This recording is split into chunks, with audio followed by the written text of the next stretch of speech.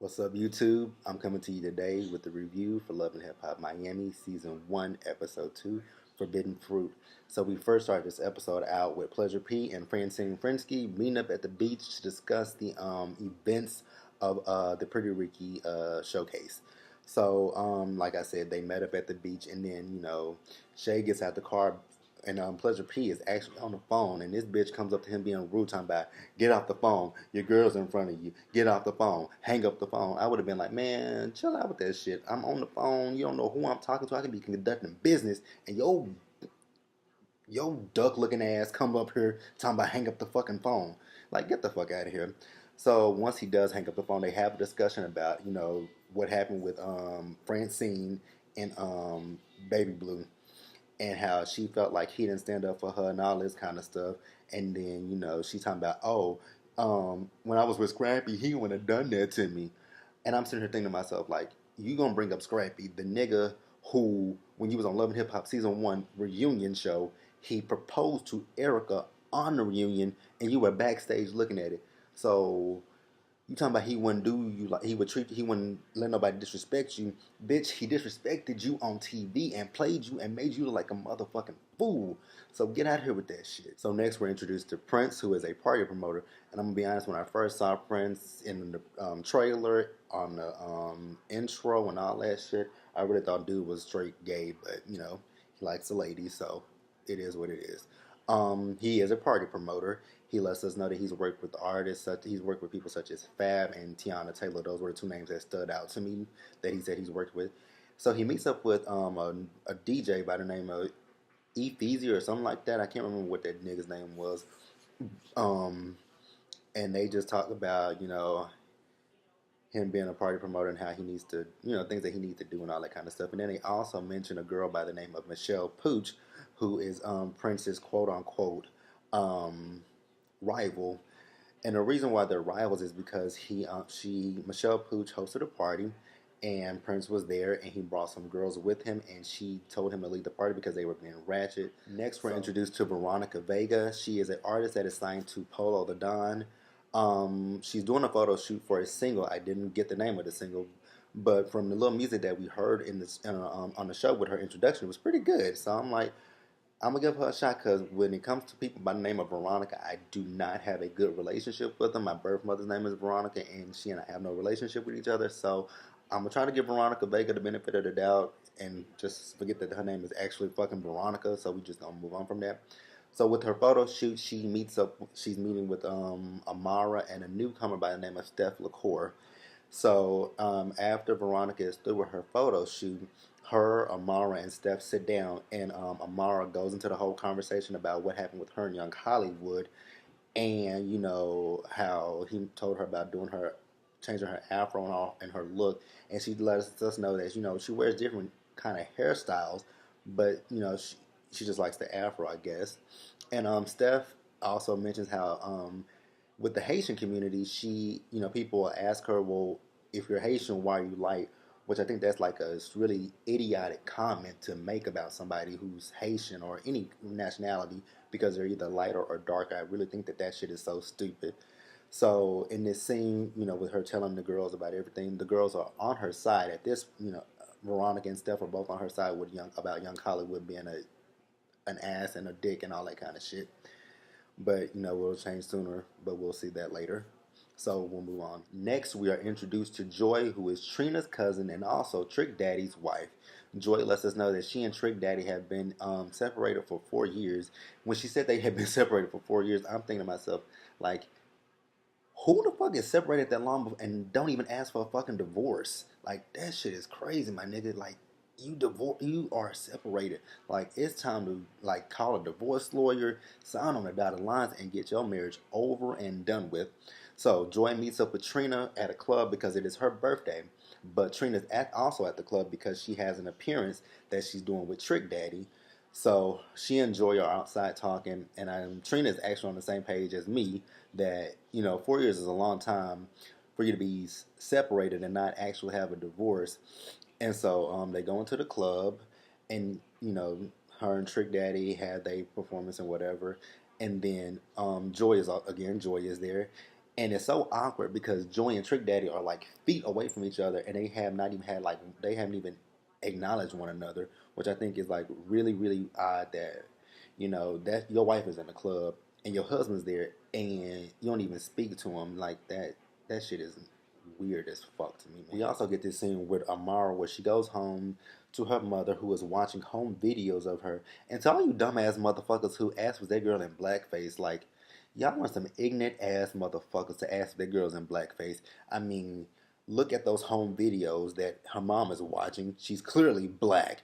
And then she also posted a video on her social media showing that she's black. Like, y'all want some ignorant ass motherfuckers to ask, is the girl in fucking blackface? Like, really? How dumb can you fucking be? Blackface, my nigga. You think Mona gonna put a bitch on her TV show in blackface? Like, what kind of shit is that? So again, Amara's telling us about the struggles and sacrifices that her mom made for her, and how she just wants to give back to her mom, which I absolutely love that about Amara. I will.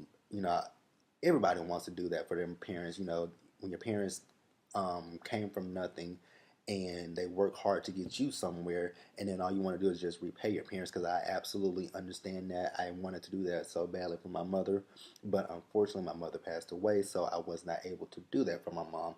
But I absolutely understand and completely get where Amara's coming from with that situation, so I respect it. I just hope it's not all season long.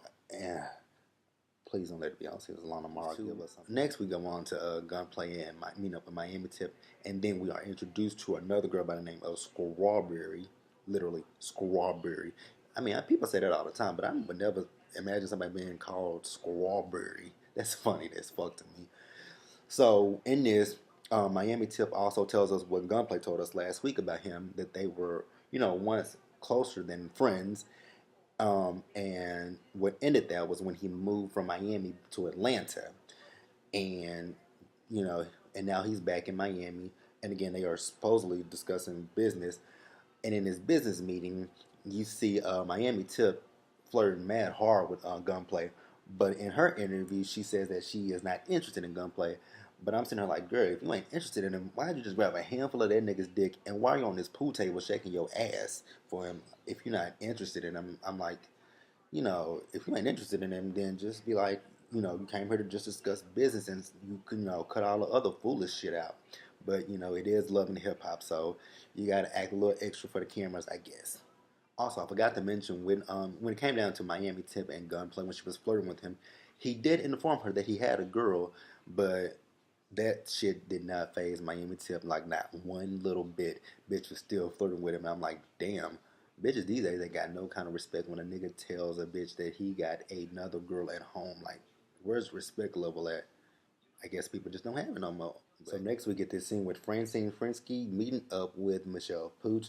They are at the beach and they are working out with each other. So supposedly Francine has known Michelle Pooch for years, and that is one of her closest friends in Miami.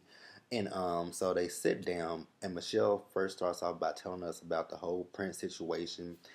And originally, I thought this bitch said that he brought his monkey crew with him, but I had to rewind it. And she actually said she brought a donkey crew with him, and he came into place like he owned it and stuff like that. And then, Francine tell her, "Oh, I got your back. Nobody can come in here and take your place and all this kind of stuff." And then she goes into her whole situation with about Pleasure P, talking about how she's in love with him and he's the one.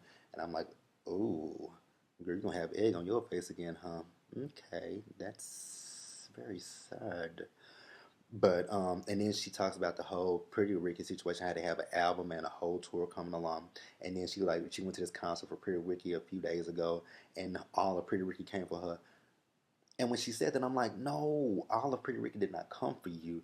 Actually, Spectacular tried to have your side, you know. But when you came to that event, you came to that event on 10, and you came there to attacking them. So no, Pretty Ricky did not attack you.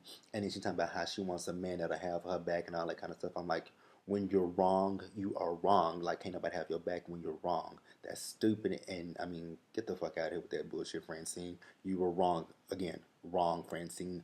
Wrong, wrong, wrong, wrong. Bye, girl.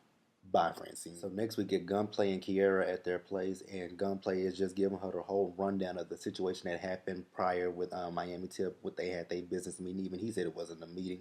He just met up with her to discuss music with her.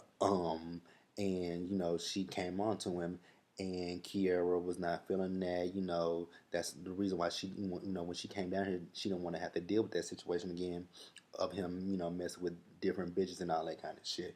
Which I mean, that's understandable. And you kind of have to give it to Gunplay because he curved Gunplay. I mean, not Gunplay. He curved Miami Tip, and he also informed her that he had a girl at home. So he was still wrong in the situation a little bit, but I'll give him credit for telling her, hey, you know what, I got a girl at home, so I'm gonna give him that. Then we get to the fuck shit with the fuck nigga himself, young motherfucking Hollywood.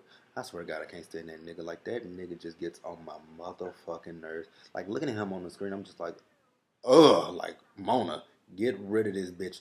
Get rid of him and Shay. Like, what the fuck? So he is having a single release party for his song Moe Way. I'm like, nigga, really? Get the fuck out of here. So at this party, Steph got an invitation to come to the party. So she brings along Veronica Vega. And at the party, he notices Veronica Vega and Steph. So he goes over there to talk to both of them, and they stop him right in his tracks, like, "Yo, our friend Amara," and then they said you had a bad meeting with her, and so he tries to spin it all kind of ways, and I'm just sitting here like, nigga, you straight line. Like, everything that you saying is a whole bullshit lie about what happened with that meeting with Amari. Like, you offended that girl. You made some, very racist comments, in my personal opinion, about her hair and all that kind of shit. And I just did not completely appreciate that shit at all. And so, he's trying to push up on Veronica Vega, and she, at first, it seemed like she was trying to curb the nigga.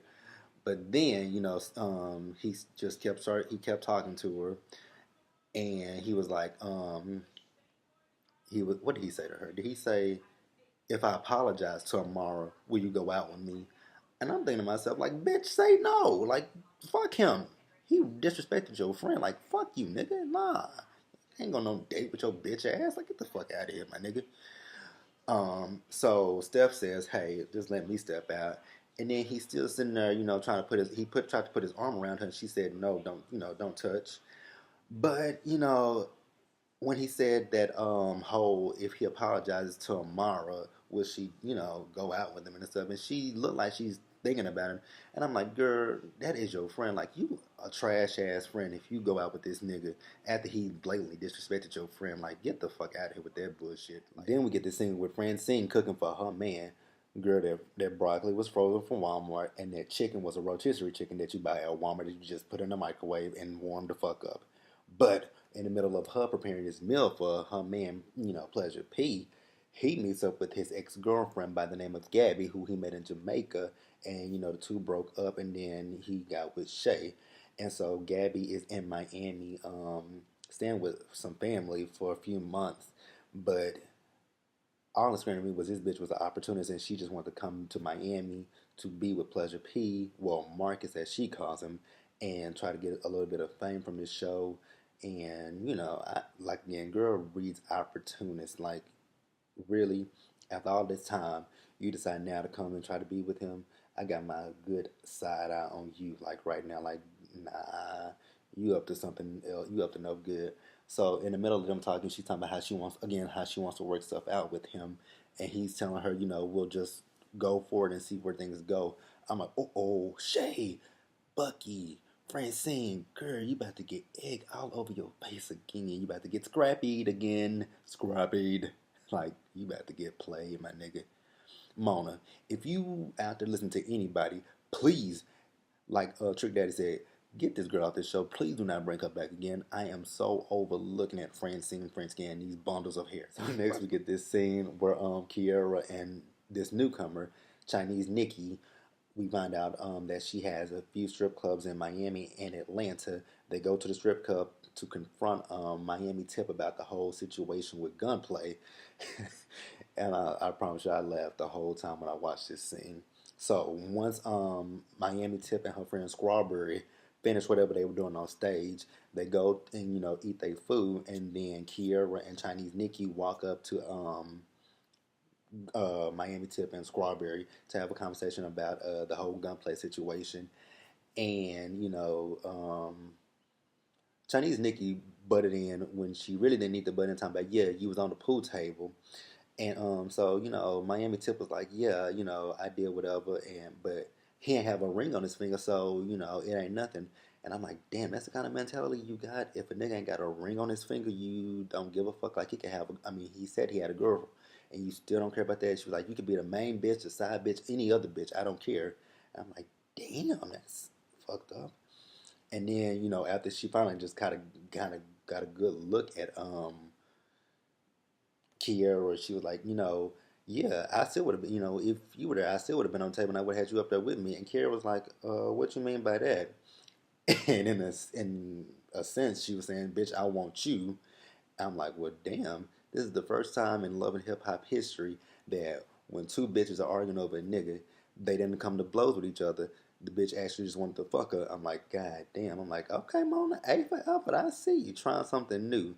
But also, Strawberry interrupted and let Kiera know that Tip and Gunplay had a relationship prior to now, and I guess Kiera gonna deal with that later. But that scene went better than what I even expected it to go because I really expected it to go a different way, but it went far left than what I expected it, which was really cool. So good for them. And then we end the show with the bullshit of all bullshit. Trick Daddy and Joy meeting up for the first time in 4 years. So Joy walks up to the door and she rings the doorbell, and who opens the door? None other than Don. So Don is supposedly Trick Daddy's manager.